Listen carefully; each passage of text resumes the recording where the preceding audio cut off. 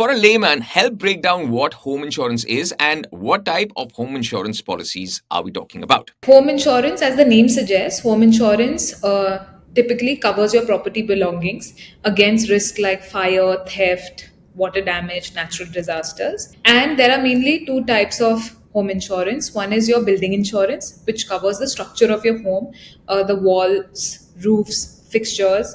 The second is your content insurance, which typically covers your contents inside the home, which could be your furniture, lights, electronics, valuables, personal belongings. And you can get a combination of these two covers, so which includes your building cover and your content cover.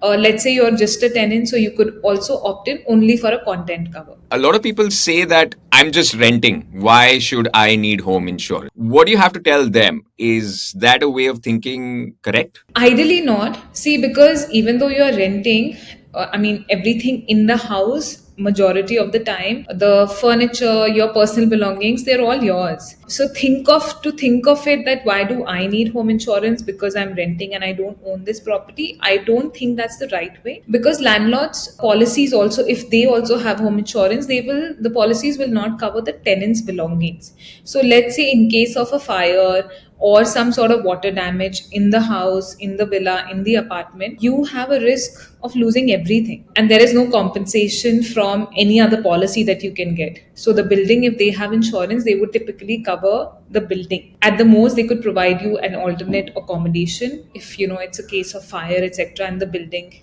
is not inhabitable. And these insurance products are very affordable, and they protect your personal items and liability, and also they cover your temporary housing costs. So if, for example, if there's water leakage and the house is flooded for no fault of yours, where do you go and stay till the time you get it fixed? How do you manage that? All those sorts of costs are covered.